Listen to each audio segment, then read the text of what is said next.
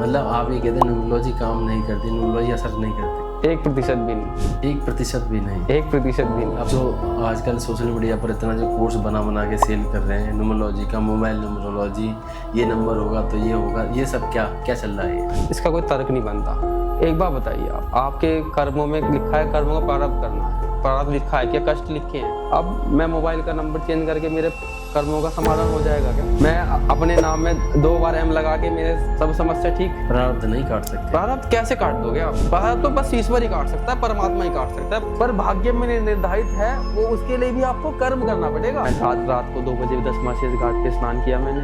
स्नान के उपरांत भैरव बाबा के दर्शन हुए। जैसे ही भैरव बाबा के दर्शन हुए, ऐसा लगा कि एक ऊर्जा आई अंदर, कुछ तो हुआ हलचल, कुछ तो घटित हो गया शरीर में। माता साथ हो जाती है ना, तो आप हो जाते हो प्रोटेक्टेड। बिना सपने के तो कोई इस धरती पर अगर जीव नहीं है, अगर कोई जीव है जिसका सपना नहीं है, तो मुझे लगता है उसने जीते जी आत्महत्या कर लिया। इसी की जाती भक्ति के प्रकार क्या है? भक्ति होती है 4 प्रकार की। नमस्कार दोस्तों, आपका स्वागत है आज के इस पॉडकास्ट में। आज का ये पॉडकास्ट पिछले जितने भी हमने पॉडकास्ट किए उनसे डिफर और डिफरेंट होने वाला है। उसका कारण है क्योंकि आजकल के जो यूथ है उसकी जो सोच है भगवान के प्रति या अपने जो ईस्ट है उनके प्रति या फिर गॉड के प्रति या जो जिनको ये मानते हैं, जिनकी ये ईश्वरी शक्ति को मानते हैं, उनके प्रति थोड़ा एक अलग सोच रहती है। तो आज हमारे साथ हैं मोहित शर्मा जी, जो पहले आई थिंक नास्तिक थे, फिर आस्तिक हुए और फिर ये भक्ति से इतने जुड़ गए कि अब ये एस्ट्रोलॉजी भी करने लगे हैं, लोगों को भविष्य भी बताने लगे हैं। तो पूरी जर्नी इनसे डिस्कस करेंगे, पूरी यात्रा इनसे डिस्कस करेंगे और साथ ही साथ ये भी जानेंगे इनकी जो सोच है उसमें कैसे बदलाव आया। तो बहुत बहुत स्वागत है मोहित शर्मा जी। हर हर महादेव। हर हर महादेव। पहला क्वेश्चन मेरा इसमें यह रहेगा कि आस्तिक से नास्तिक वाली जो जर्नी है उससे रिलेटेड कि पहले आपका क्या स्वभाव था भगवान के प्रति या लोगों के प्रति, आपकी कैसे आप भाव थे और अब कैसे भाव हो गए हैं? नास्तिक में मैं भगवान की पूजा करता ही नहीं था। मतलब भगवान की तरफ देखता भी नहीं था। जो मेरे पिताजी इस दुनिया में नहीं है, मैं अपने पिताजी और दादाजी और बड़े चाचा को इन्हें ही भगवान मानता था। उसके बाद मतलब जैसे कि यहाँ तक थे, उसके बाद आप जैसे बताते हैं कि प्रभु की तरफ आपको कोई मतलब जुड़ाव नहीं था, लेकिन जुड़ाव आया कैसे? आया ऐसे, मेरी बहन ने एक वीडियो व्हाट्सएप पे मेरे को भेजी कि एक वीडियो देख। वो वीडियो एक किसी यूट्यूबर की थी। उनकी वीडियो में मैं इतना लीन हो गया कि मेरे को भक्ति में आनंद आने लगा। फिर मैं भक्ति में लीन हो गया। फिर मेरे को अच्छा लगने लगा कि भाई भक्ति में आनंद आने लगा। फिर मेरे को फिर भक्ति करता था, पर कर्म क्षेत्र कार्य भी जरूरी है। भक्ति करता था, पर जिन जिन कार्यों में जाता था असफलता ही मिलती थी हर कार्यों में। आप यकीन नहीं मानने कि 17-18 कार्य मैं फेल हो गया। फिर उसके बाद अब कोई मेहनत करता है और रिजल्ट नहीं आता तो वो परेशान तो रहता ही है। तो फिर मैं काफ़ी सारे एस्ट्रोलॉजर से मिला, अपनी कुंडली विश्लेषण कराई कि भाई बताओ क्या है। अब कोई बोले कि आप ये उपाय कीजिए, कोई बोले कि आप ये उपाय कीजिए। सब उपाय मैं करने लगा। मैंने कुछ ना कुछ तो होगा। तो मैं पता नहीं क्या है, मैं घुस गया। मतलब मैं पूछने लगा कि भाई क्या है, मतलब मुझे बताओ क्या दिक्कत आ रही है। लोग कहने लगे भाई तेरी कुंडली तो बहुत अच्छी है, ये है, बस आपको ये उपाय करना है।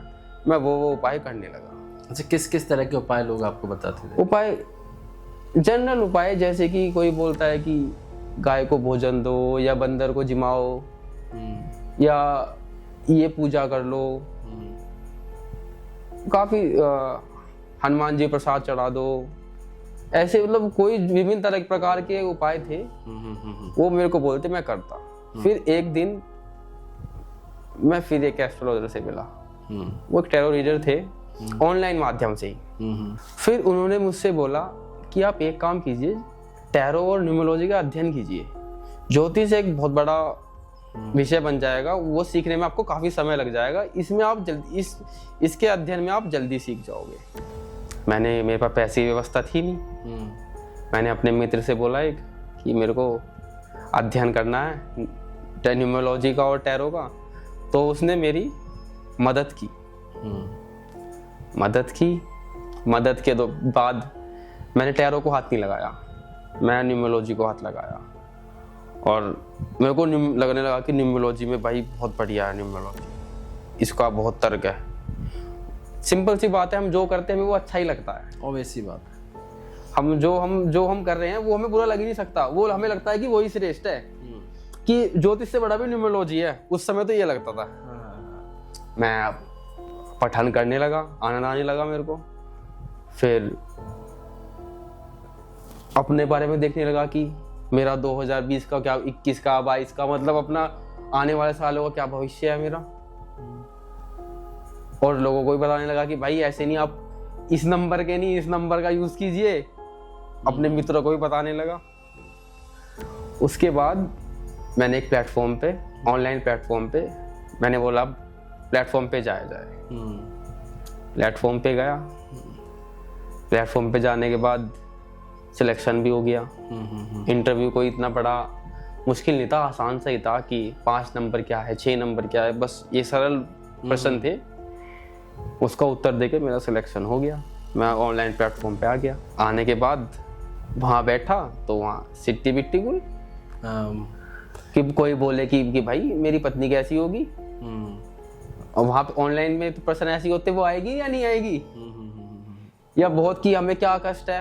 अब हाँ, मतलब लोग इस तरह क्वेश्चन पूछते हैं कि बीवी कैसी होगी, हाँ, आएगी कि नहीं आएगी, कि मेरा ब्रेकअप हो गया नहीं हो गया, मेरा ब्रेकअप हो गया, पैचअप कब तक हो जाएगा। ये तो खैर इसका कोई तर्क नहीं बनता, पर हमारे तो वो यजमान है, हमारा तो कर्तव्य है कि उन्हें सब चीज के उत्तर देना। जो हमारे पास आ गया वो हमारा यजमान है। अब उसके प्रश्न तार्किक हो या सेंस नहीं हो, हमारा कर्तव्य बनता है कि उसे उन्हें सांत्वना देनी है, आंसर करके, कि इसका क्या है, इसका उसे उन्हें संतुष्ट करना है। अब उसने बोला कि मेरी पत्नी के बारे में बताओ। अब हम न्यूमरोलॉजी से क्या बता दें भाई, न्यूमरोलॉजी से क्या बता दें कि इसकी पत्नी कैसी है कैसी नहीं। फिर समझ में आया कि यार ये न्यूमरोलॉजी तो पागल बनाने की स्कीम है। मतलब आप ये कहते हैं न्यूमरोलॉजी काम नहीं करती, न्यूमरोलॉजी असर नहीं करती? 1% भी नहीं। 1% भी नहीं? 1% भी नहीं। आप बहुत बड़ा दावा कर रहे हैं। आप एक बात बताइए मुझे आप जी। आपकी कर्क लगन की कुंडली है और कर्क लगन में ही चंद्रमा आ गया, तो सारे ट्रेड्स कैसे हो गए? 2 नंबर जैसे 2 नंबर चंद्रमा को बोला जाता है। अब हमारी कुंडली में 2 नंबर नहीं है, फिर क्या कैसे तर्क करेंगे हम? मतलब यहाँ न्यूमरोलॉजी फेल? न्यूमरोलॉजी का कोई तर्क नहीं बनता। ये तो स्कीम है एक, मतलब लोग पागल बना रहे हैं एक दूसरे को। और जो आजकल सोशल मीडिया पर इतना जो कोर्स बना के सेल कर रहे हैं न्यूमरोलॉजी का, मोबाइल न्यूमरोलॉजी, ये नंबर होगा तो ये होगा, ये सब क्या चल रहा है? मुझे लगता है कि ये इसका कोई तर्क नहीं बनता। एक बात बताइए, आपके कर्मों में लिखा है कर्मों का प्रारब्ध करना है, प्रारब्ध लिखा है, क्या कष्ट लिखे हैं? अब मैं मोबाइल का नंबर चेंज करके मेरे कर्मों का समाधान हो जाएगा क्या? बिल्कुल पॉइंट वाली बात है। मैं अपने नाम में 2 बार M लगा के मेरे सब समस्या ठीक? प्रारब्ध नहीं काट सकते। प्रारब्ध कैसे काट दोगे आप? प्रारब्ध तो बस ईश्वर ही काट सकता है, परमात्मा ही काट सकता है प्रारब्ध। उसमें इतनी शक्ति है जो प्रारब्ध काट दे। तो हम आप तो तुच्छ प्राणी है, एक तुच्छ प्राणी। ऊर्जा सबके अंदर है, पर उनके आगे किसकी चली है? किसकी चली है? ना कभी चली थी, ना कभी चलेगी। अब आगे बात करते हैं, जैसे कि आप बता रहे थे, उसके बाद जैसे कि आप प्लेटफॉर्म के बाद आपको ये हुआ कि ये न्यूमरोलॉजी बेकार की बात है, उसके बाद फिर कैसे क्या स्टोरी रही? उसके बाद जब पता चला कि न्यूमरोलॉजी का कोई तर्क नहीं बनता कि ज्योतिष क्षेत्र में बढ़ा जाए। मेन जो तर्क है ज्योतिष, जिसका अर्थ ही ज्योति प्लस ईश्वर से जो बनी है वो है ज्योतिष। उसका कोई निचोड़ नहीं है। अपने आप को ज्योतिषाचार्य कहना मेरे लिए बहुत एक गलत बात होगी, शायद किसी के लिए भी, क्योंकि ज्योतिष तो एक समुद्र है। वो ऐसा समुद्र है ज्ञान का, वो तुम जितना घुसोगे ना वो कभी समाप्त नहीं होने का। और अगर मैं आपसे कह रहा हूँ कि मैंने आपका समाधान कर दिया, ये मेरे पास आया, हम कौन है समाधान करने वाले? हम तो बस एक मात्र माध्यम है, करवाने वाला तो परमात्मा है। अगर कोई मेरे पास आता है किसी समस्या को लेकर, तो मैं परमात्मा का स्मरण करता हूँ कि परमात्मा अब जो बुलवाना है, जैसा करवाना है, आपके हाथ में है। मैं कुछ नहीं हूँ। इसका समस्या का समाधान आपको करवाना तो करवा दीजिए, नहीं करवाना तो मत करवाइए, आपकी इच्छा है, मुझे कुछ नहीं पता। मैं तो मात्र एक माध्यम बन गया हूँ, आपका सरेंडर हो गया हूँ। पर सरेंडर के लिए भी बहुत सरेंडर भी ऐसे नहीं हो जाता। मनुष्य में जन्म के बाद सरेंडर होना भी आसान नहीं है, चैलेंज है। ज्योतिष क्षेत्र में आने के बाद ऑनलाइन अध्ययन किया मैंने, वैदिक और केपी का मिश्रण, कृष्ण प्रतिमूर्ति से प्रेडिक्शन तकरीबन सटीक बैठ जाती है। ये चीज मैंने देखी है। फिर अहंकार आ गया। फिर अहंकार ये आया कि मतलब मुझे लगता था कि मैं बहुत बड़ा ज्ञानी हो गया। अच्छा। अहंकार भक्ति के दौरान अहंकार, भक्ति करता था पर वो स्वार्थ वाली भक्ति थी, अहंकार वाली, जिसमें मैं आ जाता है। मैं नहीं आना चाहिए। मैं एक दीमक है जो खा जाएगा, खोखला कर देगा, किसी प्रकार का मैं मतलब। कैसी सोच होनी चाहिए? शून्य। अगर मान लीजिए शून्य की सोच रखें तो फिर आदमी कोई कर्म ही ना करे। कर्म तो करने हैं। तो एक सही डेफिनेशन बताओ कर्म करने। कर्म करने की सही डेफिनेशन ये है, आप कुछ कर्म कर रहे हो, आपका कर्तव्य है कर्म करना। हम कर्म करने के लिए आए हैं, हम गृहस्थ आश्रम में हैं, आप भी मैं भी, तो हमें कर्म तो करना है। जो भी रिश्ते नाते जुड़े हुए हैं आपसे, उनके लिए कर्म तो करना है ही। तो जब भी आप अपना कर्म करोगे तो उसमें आप अपना 100% दो, पूरा मन लगा कर कर्म करो। ये मत रिजल्ट भूल जाओ, रिजल्ट को भगा दो, रिजल्ट को गोली मार दो, रिजल्ट की नाम की चिड़िया भी, रिजल्ट की चिड़िया को गायब कर दो बिल्कुल, कि रिजल्ट नाम की कुछ चीज है भी है। और कर्म करो बस। तो आपके भाग्य में जो है वो तभी मिलेगा जब आप कर्म करोगे, और वो उतना ही मिलेगा जितना आपके भाग्य में निर्धारित है। पर भाग्य में निर्धारित है वो, उसके लिए भी आपको कर्म करना पड़ेगा। ऐसा नहीं कि मैं घर बैठा हूँ लेटा हूँ कि मेरे भाग्य में तो इतने रुपए हैं और इतना सुख है, ऐसे थोड़ी हो जाएगा काम। कर्म तो करना पड़ेगा आपको। फिर जब आप कर्म के क्षेत्र में उतर जाते हो, परमात्मा अपने आप राह दिखाते हैं कि अब ऐसे नहीं, अब यहाँ जाना है, अब ये नहीं, अब ये करना है, मिलाना, आदान प्रदान लोगों का कैसे, वो फिर चेन परमात्मा जोड़ता है, वो चेन जुड़ती चली जाती, फिर वो रास्ते अपने आप दिख जाते हैं। तो ये होता है कर्म करने का सही तरीका। जी।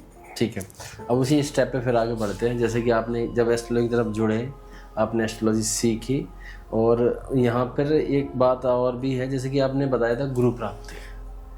तो जो गुरु प्राप्ति हुई, तो ये पहले समझाइए कि पहले बात तो ये कि आप गुरु से मिले कैसे। अच्छा, जब गुरु से आप मिले थे तो उस टाइम पे आपकी क्या सोच थी? गुरु मिलने के बाद, गुरु प्राप्ति के बाद सोच में कितना बदलाव आ गया? अभी कुंभ का स्नान हुआ था, तो मेरा सौभाग्य हुआ कि मुझे भी वहाँ जाना हुआ। तो कुंभ स्नान किया हमने। कुंभ के बाद हम गए वाराणसी। ठीक है। वाराणसी जाने के बाद रात के 2-3 बजे के आसपास दसमा से, खैर वाराणसी की तो अनुभूति अलग है।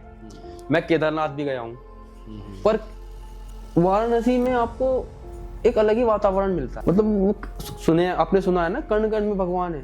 वास्तव में ही कण कण में भगवान है वाराणसी। 2 बजे मैं रात को 2 बजे दसमा शेष घाट पे स्नान किया मैंने।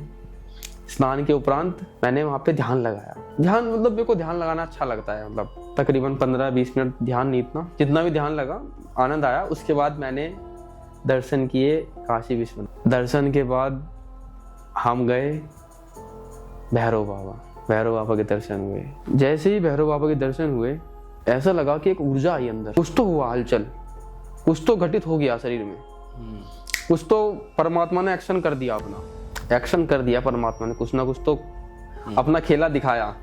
आने के मुश्किल से 2 या 3 दिन बाद गुरु प्राप्ति हो गई मुझे। परमात्मा की इच्छा है कि गुरु प्राप्ति भी वो परमात्मा की इच्छा होती है। ठीक है।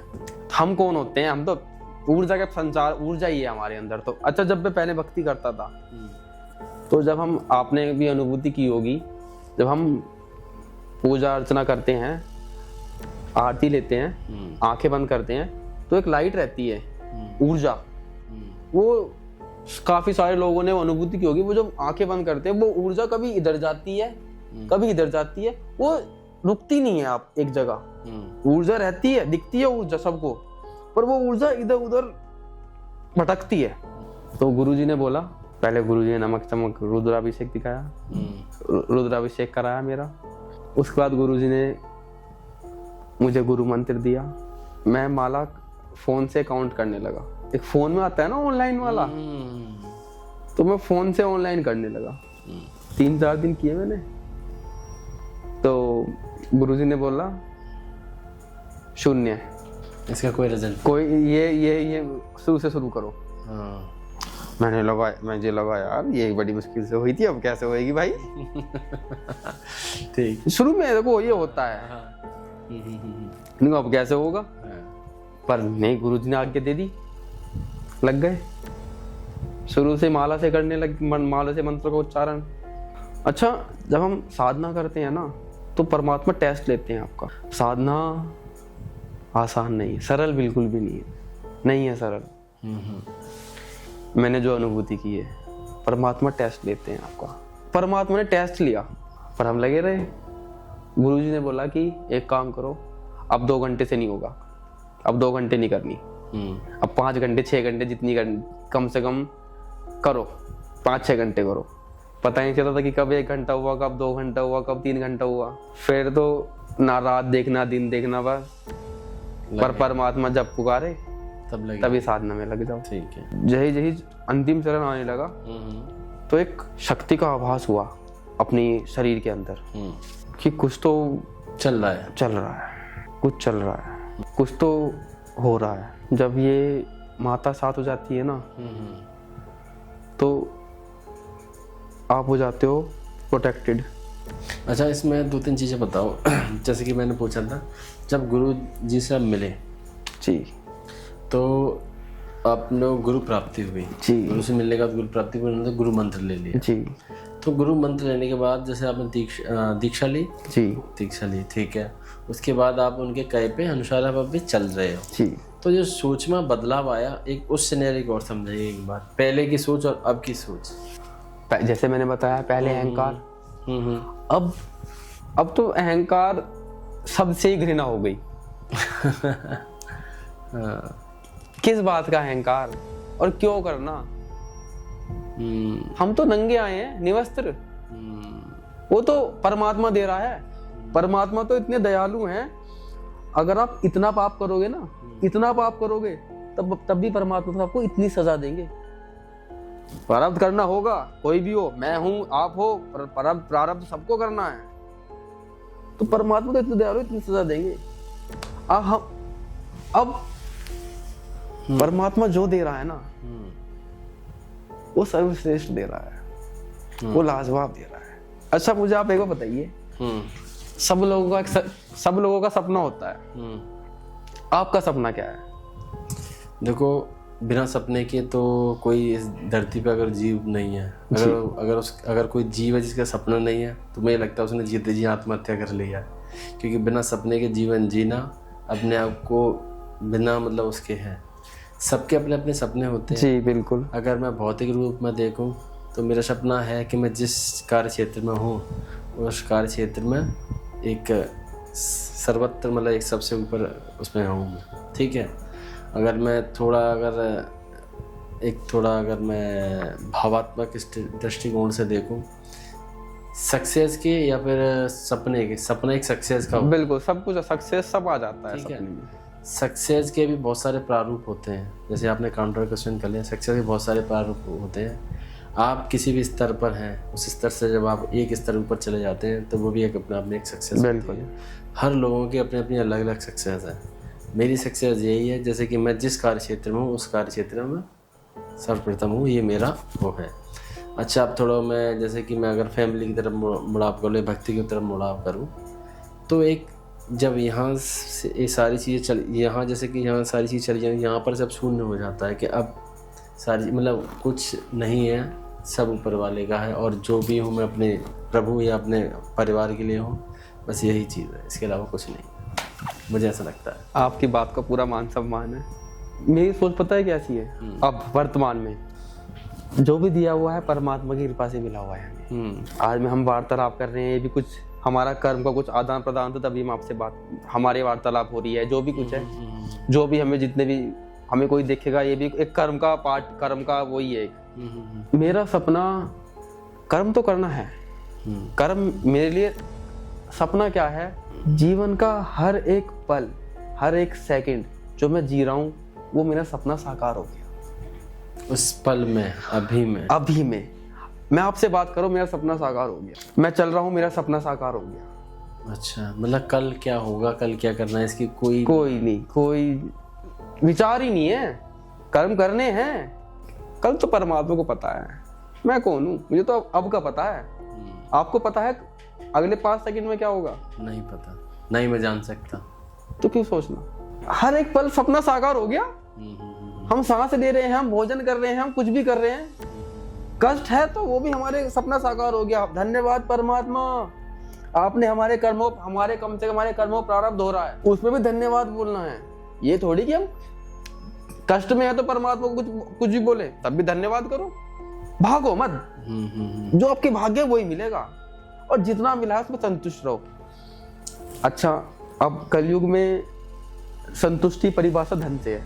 मैं मानता हूँ सुख की परिभाषा होती है संतुष्टि से, पर मैं कलयुग के तौर पर उदाहरण दूंगा। अगर कोई धनवान है तो वो अपने कर्म अनुसार धनवान है, कोई गरीब है तो अपने कर्म के साथ, कष्टदायक है तो वो अपने कर्म अनुसार कष्ट में है। तो गरीब अपने कर्म अनुसार गरीब है, जो कष्ट में, अमीर अपने कर्म अनुसार अमीर है। तो आपको उसे देखकर जलन ईर्ष्या भाव नहीं लानी, उसे देखकर परेशान नहीं होना। अगर आप सक्षम हो उसकी मदद करने के लिए तो उसकी मदद करो, करनी चाहिए, बिल्कुल करनी चाहिए, जितनी हो सके उतनी करनी चाहिए। पर यहाँ एक ट्विस्ट है,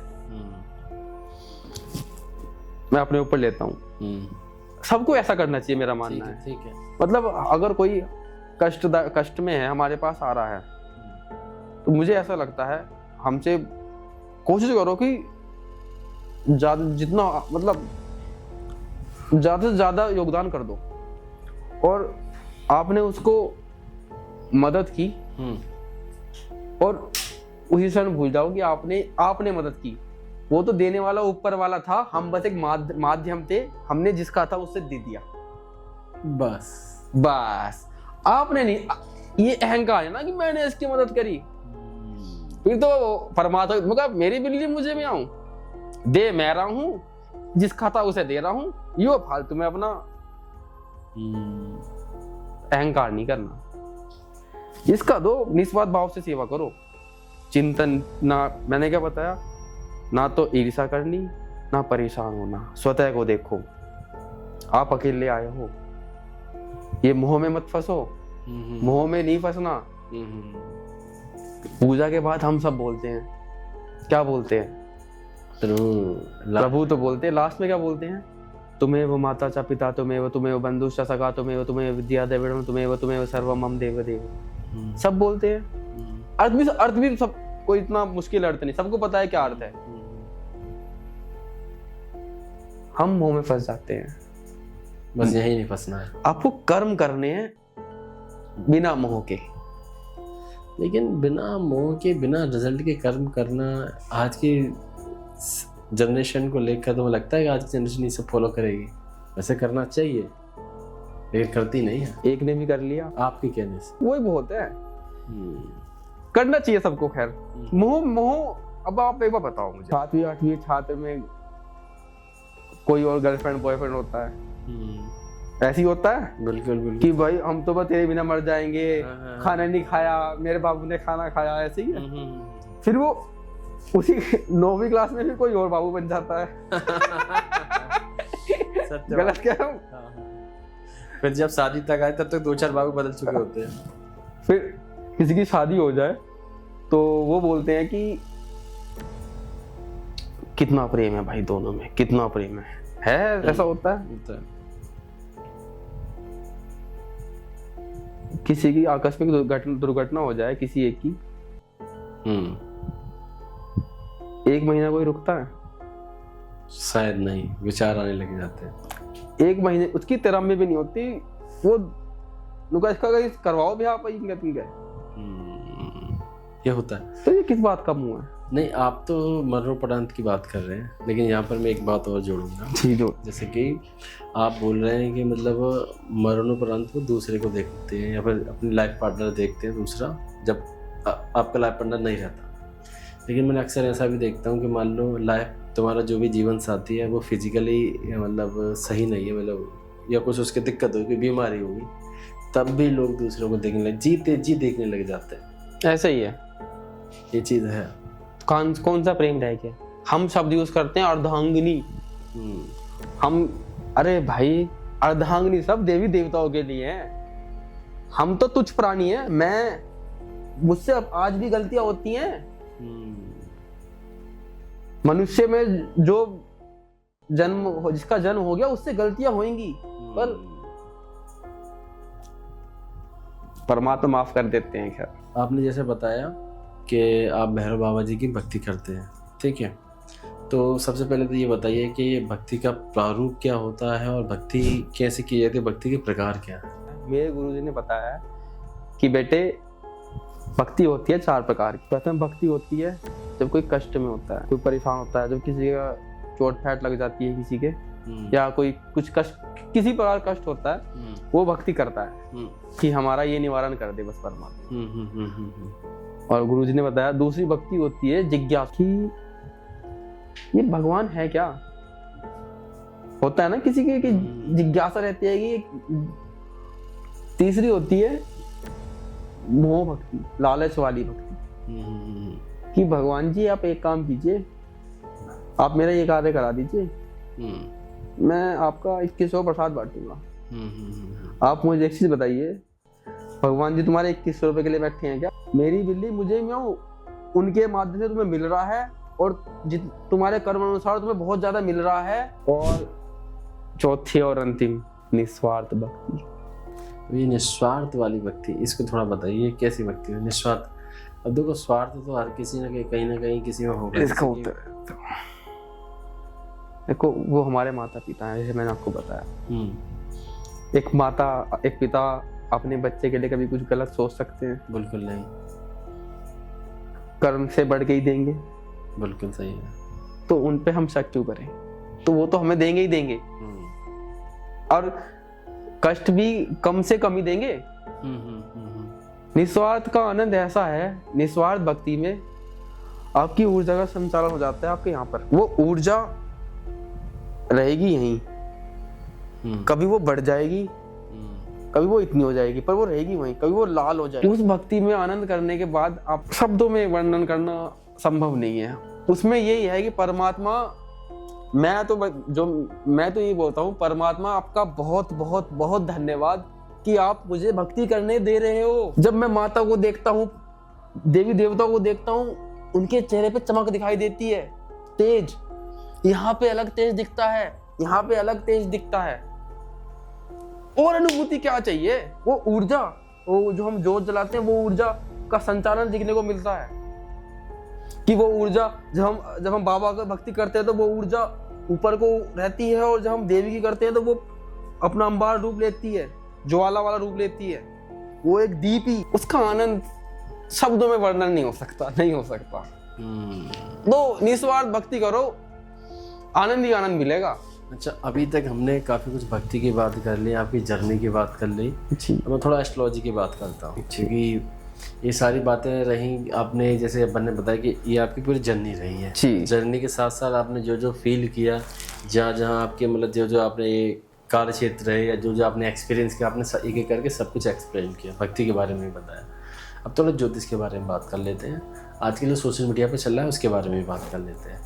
सबसे पहली बात ये है, जैसे कि लोगों को ये बोल के डराया जाता है कि शनि की ढैया या 7.5 और मांगलिक, इस ये बोल के डराते हैं। तो वाकई में ये सारी चीज़ें असर करती हैं, या फिर ये चीज़ें है ही नहीं? ये क्या है सोशल मीडिया पे जो लोग बोलते हैं? देखो, शनि की ढैया होती है, शनि की 7.5 भी होती है, पर एक ट्विस्ट है। जितना मैंने पठन किया है, जितना मुझे, शनिदेव क्या है? कर्म के देवता हैं। जी बिल्कुल। जब आप अच्छा कर्म करोगे तो शनिदेव तुम्हें कष्ट देंगे। जब मैं चोरी चकारी करूंगा, दूसरे की बुराई करूंगा, तो शनिदेव छोड़ देंगे? फिर बिल्कुल नहीं छोड़ेंगे। कर्म गलत कर दिए ना, कर्म गलत कर दिए। कर्म अच्छे रखो। मैं आपको बताऊं, मैं ज्योतिष क्षेत्र से हूं, पर सभी मैं देवी देवताओं को पूजा करता हूं, ठीक है, पर मैं किसी पर्पज से नहीं करता कि मेरे ये दशा चल रही है। मैं पूछता हूँ दशम ग्रह को।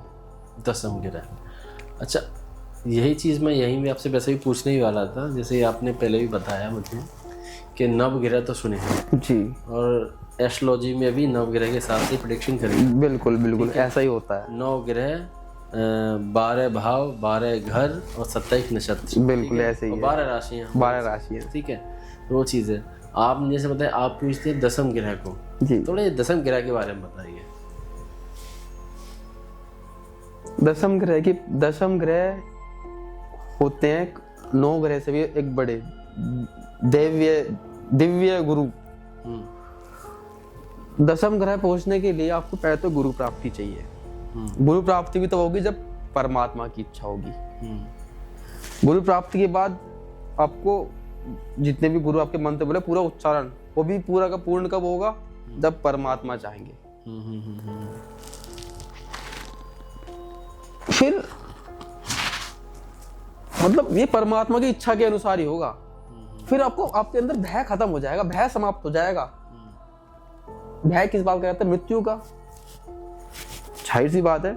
अब जिस मनुष्य के अंदर मृत्यु का भय ही खत्म हो जाएगा कि मृत्यु क्या है, हमारी तो ऊर्जा तो जिंदी है, अब नहीं। हाँ, अच्छा एक चीज और है, जब ज्योतिष क्षेत्र में जाते हैं हम, तो फिर आपने शायद सुना नहीं होगा, जो भी करते हैं एस्ट्रोलॉजी, सब मोक्ष की बातें करने लगते हैं। परम तत्व की बात करते हैं कि मोक्ष की प्राप्ति कैसी होगी। ऐसे ही है। मुझे ऐसा लगता है कि मुझे मोक्ष की भी इच्छा नहीं है। अगर मुझे लगता है अगर आप ऐसे सोचो तो शायद लगता है कि यही मोक्ष हो गया फिर तो। देखो परमात्मा जहाँ जिस अवस्था में जैसे भी रखेंगे ना, ऑल इज वेल। अच्छा, अब मेरा नेक्स्ट क्वेश्चन ये रहेगा, जैसे कि आपने बताया 7.5 ढैया ये होती हैं, अलग अलग होती हैं। कुछ एस्ट्रोलॉजर सोशल मीडिया पे बताते हैं कि मान लीजिए आप ये उपाय कर लेते हैं तो आपके ये कर्म कट जाएंगे, ये उपाय कर लेंगे तो आपकी विपत्तियाँ हट जाएंगी, या ये उपाय कर लो इससे पैसा आ जाएगा। क्या उपाय करने से या फिर कोई जो वो रत्न वगैरह देते हैं उनको धारण करने से क्या पैसा आता है? उपाय काम करते हैं, पर बात ये है आप चाह किसके पास रहे हो। कोई आपका पागल तो नहीं बना रहा, कोई डरा तो नहीं रहा आपको, कोई मेरे पास आएगा। मैं अपना उदाहरण देता हूँ आपको, जो करवाएंगे परमात्मा कराएंगे, जो भी उपाय बताएंगे परमात्मा बताएंगे। हम तो बस मैं शून्य हो जाता हूँ उस समय। परमात्मा का स्मरण किया, जो कराना है आपने कराना है। अगर कोई ऐसा बोल रहा है कि आप करोड़पति हो जाओगे, कि ये आप स्टोन धारण कर लो पैसा ही पैसा मिलेगा, ऐसा संभव नहीं है। देखो ये फेक है, ये तो फेक ही है। या एक बात तो बताओ, रिक्शा चलाने वाला अंबानी कैसे बन सकता है? नहीं बन सकता। कैसे बन सकता है? अच्छा, इसमें एक क्वेश्चन और भी आ गया। बहुत सारे लोग ऐसे कहते हैं कि जैसे कि कर्म जो है उनका रेट तो मिलना ही मिलना है, और एस्ट्रोलॉजर ये बोलते हैं कि उपाय कर लो तो ये तुम्हारे कर्म कट जाएंगे। कर्म कट जाएंगे मतलब जो तुम्हारी विपत्तियाँ हैं वो हर ली जाएंगी। और ये भी बोलते हैं कि ये ग्रह मजबूत कर लो, वो ग्रह मजबूत कर लो, किसी भी ना किसी उपाय से। अब मान लीजिए ग्रह की जो चाल है वो तो चाल है, ग्रह की चाल आप बदल सकते हैं, ऊपर वाले की सिवा कोई नहीं बदल सकता। तो ग्रह जैसे चलेंगे वैसे चलेंगे, ठीक है, उनकी अपनी एक ऊर्जा, वो तो एक अलग मैटर हो गया। लेकिन ग्रहों को ये कैसे मजबूत कर लेंगे? ग्रह की चाल तो बदल ही नहीं सकती, वो मजबूत कैसे कर लेंगे, या फिर विपत्तियों को हर कैसे लेंगे, और ऐसा मजबूत करने से प्राप्ति के कर्म कट भी कैसे जाएंगे? देखो प्राप्त तो करना पड़ेगा, 19-20 हो सकता है, पर परमात्मा की इच्छा है तो वो भी कट जाएंगे। आपको बता दूं, अगर जो कह रहा है ना कि मैं करवा रहा हूँ, झूठा है। मैं किसी को गलत नहीं बोलता, आप उनका धन्यवाद करो और निकल लो। जिस मनुष्य ने बोलते कि मैं कर रहा हूँ, मैंने इतनी कुंडली देख ली, मैं वो हूँ, जिसके अंदर मैं आ गया उसके अंदर अहंकार है। नहीं, मैंने देखा है अहंकार वाले हैं, जिसके अंदर मैं है वो अहंकार है। अहंकार वाले के पास मत जाओ। तो आज के डेट में सही एस्ट्रोलॉजर को कैसे पहचानेंगे? देखो, सही एस्ट्रोलॉजर को पहचानना, मैं इतना बड़ा ज्ञानी तो हूँ नहीं कि कौन सही है कौन गलत है, ना मुझे किसी पे टिप्पणी करना अच्छा लगता है। अच्छा, ठीक है। थोड़ी अजीब बात लगेगी, मुझे ऐसा लगता है जिसके प्रारब्ध कटने होंगे ना, वो अच्छे एस्ट्रोलॉजर के पास ही जाएगा। वो ऑटो में वो परमात्मा कुदरती उसे अच्छे एस्ट्रोलॉजर के पास ही ले जाएगी। मतलब डेस्टिनी होगी, डेस्टिनी ले जाएगी उसे। ये बात तो है, तो वो परमात्मा अपने आप ही ले जाएगी। नहीं, ऐसा है ना, आजकल सोशल मीडिया पे ना बहुत ज़्यादा ये चीज़ चल रही है। मतलब आप ऐसा समझ लो कि सोशल मीडिया की वजह से बहुत सारे एस्ट्रोलॉजर हैं जो आए हैं तो वो गलत राह दे रहे हैं, तो वो चीज़ मुझे लगता है कि शायद गलत है। आप बेसिक आपकी जैसे जो भी प्रैक्टिस है एस्ट्रोलॉजी को लेकर, लेकिन आप लोगों को भ्रांति ना फैलाएं, लोगों में लोगों को गलत ना बोलें, भ्रमित नहीं करना, भ्रमित नहीं कर रहे, बस ये चीज़ है ना। तो तुम दो पैसे के चक्कर में तुम दूसरों को पागल मत बनाओ, कोई भी व्यक्ति है, क्योंकि भाई कर्मों में लिखा जा रहा है। और वे दयालु तो है ही हैं, पर जब उनका अवरूप आ जाएगा ना परमात्मा का, पानी भी नहीं मांगता मनुष्य पानी भी नहीं नसीब होने का। तो अब भी हो जाओ जागरूक, दो पैसे के चक्कर में मत बनाओ पागल। अच्छा मैं आपको एक बताऊं, चलो एक रेमेडी आज अभी बता दूं मैं आपको। जी बताइए। सबसे ज्यादा परेशानी मानसिक तनाव की है। बिल्कुल है। अगर मात्र 21 दिन 5-6 मिनट का पठन है, दिल से किया, मैं कह रहा हूँ आप सर की धरती गोली तो दूर, सर बिल्कुल गायब हो जाएगा, शून्य हो जाएगा। शून्य कैसे, क्या है? मैं उसका आपको, शिव मानस का पाठ है वो, मैं उसका हिंदी का अंतिम दो शब्द बता रहा हूँ, क्या बोलूं, शिवमानस अंतिम हिंदी में बता रहा हूँ मैं आपको बस वो पूरा मात्र 21 दिन तक दिल से करके देखो। मेरी आत्मा आप है, मेरी बुद्धि शक्ति पार्वती जी है, मेरे प्राण आपके गण हैं, मेरा यह पंचभौतिक शरीर आपका मंदिर है, संपूर्ण विषय भोग की रचना आपकी पूजा ही है, मैं जो सोता हूँ वह आपकी ध्यान समाधि है, मेरा चलना फिरना आपकी परिक्रमा है, मेरी वाणी से निकला प्रत्येक उच्चारण आपके स्तोत्र व मंत्र है। इस प्रकार मैं आपका भक्त जिन जिन कर्मों को करता हूँ वे आपकी आराधना ही है। हे परमेश्वर, मैंने हाथ, पैर, वाणी, शरीर, कर्म, कर्ण, नेत्र अथवा मन से अभी तक जो भी अपराध किए हों व विहितों अथवा आवित, उन सब पर अपनी क्षमापूर्ण दृष्टि प्रदान कीजिए। हे करुणा के सागर भोले भंडारी श्री महादेव जी, आपकी जय हो, जय हो, जय हो। पूरा पठन करना है शिव मानस का। अब इस पठन के बाद कोई अभद्र भाषा प्रयोग कैसे कर लेगा कोई? अगर कोई दिल से अमल करेगा, नहीं कर सकता, उसे फिर कहेगा मैं कब तक क्षमा मांगू, मैं क्षमा दे रहे हैं पर कब तक क्षमा मांगू, उसके अंदर ही हलचल पैदा होगी, गाली पर बोलेगा नु का परमात्मा माफ तो कर रहे हैं मेरी गलतियां, पाठ कर रहा हूं मैं, पर कब तक। तो शिव मानस तो एक रामबाण औषधि है, रामबाण पावरफुल। 6-8 12 चलना कैसे कहीं बैठा हो, मैं कह रहा हूँ सर दर्द। जैसे कि मान लो जैसे कि लोग बताते हैं कि राहु इस ग्रह में हो तो आपके साथ ये होगा, या फिर मान लो, या फिर मेरा अपना राहु है, जो मेरा राहु 11वें हाउस में है, तो कहते हैं 11वें हाउस का राहु बहुत अच्छा होता है, लाभ वाले घर में है ना। लेकिन 12 ही घर हैं, ठीक है, 12 घर हैं, और हर 12 व्यक्ति में से एक आदमी का तो 11वें घर में होगा ही होगा, एवरेज के हिसाब से। मान लो 100 आदमी है तो 100 आदमी में से एक रेशियो निकाल लो कि लगभग इतने, मतलब 12 में से एक होगा, तो उस हिसाब से आप रेशियो निकाल लो। अब मान लो कि ओवरऑल इंडिया की पॉपुलेशन या जो भी पॉपुलेशन है उसमें से हर 12 में से एक आदमी का राहु 11वें घर में होगा ही होगा, तो क्या सब करोड़पति बन जाएंगे? असंभव। जैसे कुंडली देखते हैं तो लोगों को आप कैसे सॉल्यूशन देते हैं? सिर्फ उसके बाद कोई उनको कुछ उपाय देते हैं? उपाय इसमें मैं जो स्टोन प्रयास करता हूँ, मतलब मैं क्या है, मैं बिल्कुल ऑथेंटिक, मतलब मैं जहाँ से मतलब ऑथेंटिक स्टोन देता हूँ मैं। जो हम स्टोन देंगे पूरी गारंटी आश्वासन है, कहीं भी चेक करा लेना, किसी भी लैब टेस्ट में कि वो 100% जेन्युइन होगा। 100% आपको बस वो धारण करना है गंगा जल से। हम मंत्र, आप जो भी उनका, हम उन मंत्रों से उच्चारण करके लोगों तक देते हैं। हमने काफ़ी कुछ आपसे डिस्कस किया, आपकी जर्नी को डिस्कस किया, कुछ हमने ज्योतिष के बारे में जाना कि क्या सही क्या गलत है, अगर कुछ सही है तो कैसे सही है, या वो गलत है तो किस तरह से गलत है, सही क्या है, सही एस्ट्रोलॉजर क्या, काफ़ी चीज़ हमने आपसे डिस्कस करी।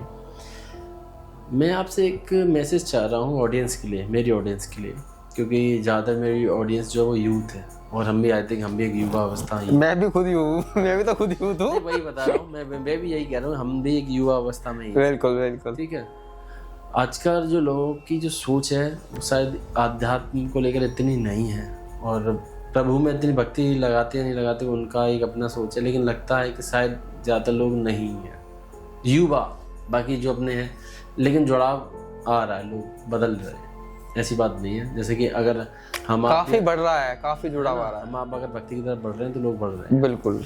तो ये सोच में आपको जो बदलाव आया, एक ऑडियंस के लिए क्या मैसेज देंगे कि मान लो वो भी इस राह पर चल पड़े? देखो ज़्यादा तो कुछ बोल लूँगा नहीं, देखो सब में अपना दिमाग है, सब स्वतंत्र है, पर मैं इतना ही बोलूँगा कि एक तो किसी से द्वेष मत करो, किसी से चिढ़ो मत, ना किसी की बुराई करो, किसी की बुराई मत करो, क्योंकि हमसे भी खुद बुराई होती है। और भक्ति करो निस्वार्थ भाव से, निस्वार्थ भक्ति करो, निस्वार्थ, कुछ मत मांगो। भक्ति मतलब ये नहीं कि आप भक्ति में लीन हो जाओ, कर्म भी करो। मेरा कर्म क्षेत्र ये है, इसलिए मैं इसमें, सबका अपना अलग, हर किसी का अलग कर्म क्षेत्र है। अपने कर्म क्षेत्र में 100% एफर्ट दो विदाउट एनी टेंशन कि आपको क्या रिजल्ट आएगा। जब आप काम करोगे ना, आपको इतना आनंद आएगा, बड़ा आनंद आएगा। और करके देखो एक बार ये भी कि मेरा हर क्षण मेरा सपना साकार हो रहा है। I am living in my dream. अच्छा, यही जो चीज़ है ना, यही चीज़ मेरे को बहुत आकर्षित कर रही है। जैसे कि आप अभी एकदम क्या, अभी यही मैं जिस पल जी रहा हूँ ना, वही पल मेरा सपना। आपको लग रहा है मेरे मन में कुछ विचार है, कुछ चल रहा है मेरे मन में, कुछ सोच रहा हूँ? एकदम न्यूट्रल फील आ रहा है, आपको देखकर न्यूट्रल फील आ रहा है एकदम। अच्छा, मान लीजिए कोई आपसे अगर क्या कहते हैं कुंडली दिखवाना चाह रहा है, कोई अगर मान लीजिए कोई आपसे परामर्श कराना चाह रहा है, तो आपसे कैसे संपर्क कर सकता है? हमने काफ़ी कुछ डिस्कस किया और आपने काफ़ी अच्छे रिप्लाई दिए, और जो आपकी सोच है ना, मुझे लगता है शायद आजकल के युवा की सोच यही होनी चाहिए, एकदम बिल्कुल टेंशन फ्री, एकदम निस्वार्थ कर्म, ठीक है। और जैसे आपने बताया कि द्वेष नहीं रखना जी, ना बुराई करनी। बहुत बड़ी बात बोली थी, जैसे कि अपने आप को जस्टिफाई नहीं करना कि मतलब ना ही हम किसी के लिए ज़्यादा किसी को खुद को दया भाव बनाने की ज़्यादा किसी को मतलब बिल्कुल। हमें किसी को सर्टिफिकेट देना है कि हम इसकी नज़रों में अच्छा, हमें आपको यहाँ पे किसी की नज़रों में अच्छा नहीं बनना। अब वैसे हम बुरे इनकी नज़रों में अच्छे बन जाए तो सर्टिफिकेट दे रहे हो क्या मुझे? आपसे सर्टिफिकेट थोड़ी लेना है। अगर आपको अच्छा बनना है तो उसकी नज़र में बनो, अच्छा बनो। अच्छा तभी बनोगे जब आप अच्छे कर्म करोगे। बिल्कुल सत्य बात है। अच्छे कर्म करोगे अच्छा बनोगे, बुरे कर्म करोगे तुम 2 पैसे छल कपट से कमा लोगे, वो किसी काम के नहीं है। तो उम्मीद है दोस्तों आपको ये पॉडकास्ट बहुत अच्छा लगा होगा, काफ़ी चीज़ें आपको समझ में आई होंगी, हीलिंग की बातें भी आपको समझ में आई होंगी, और एक नास्तिक से लेकर आस्तिक तक की जो सोच है उसका जो बदलाव हुआ वो भी चीज़ें समझ में आई होंगी। काफ़ी कुछ आपको ये पॉडकास्ट इन्फॉर्मेटिव भी लगा होगा। अगर आपका अभी कुछ डाउट है या आपका कोई मन में कोई प्रश्न है तो आप प्लीज़ कमेंट बॉक्स में ज़रूर लिखिए। अगले पॉडकास्ट में हम मोहित शर्मा जी से ये सारी चीज़ें, इन पर मैं इसी पॉडकास्ट में फिर से वही क्वेश्चन पूछूंगा, और आपके सारे कमेंट में जो भी क्वेश्चन होंगे सबके रिप्लाई इनसे लेंगे। और साथ ही साथ अगर आप इनसे अपनी कुंडली दिखवाना चाहते हैं, प्रेडिक्शन कराना चाहते हैं, तो डिस्प्ले पर आपको डिटेल दे रखी हैं, आप संपर्क कर सकते हैं। आपको प्रॉपर सारे आपकी समस्याओं का समाधान मिलेगा। तो उम्मीद है आपको ये सारी चीज़ें अच्छी लगी होंगी। मिलते हैं अगले पॉडकास्ट में किसी इंटरेस्टिंग टॉपिक के साथ। तब तक के लिए थैंक यू, और thank you so much sir, आपने हमारे लिए समय निकाला। हर हर महादेव। जय जय श्री राम। जय जय श्री राम सर। जय।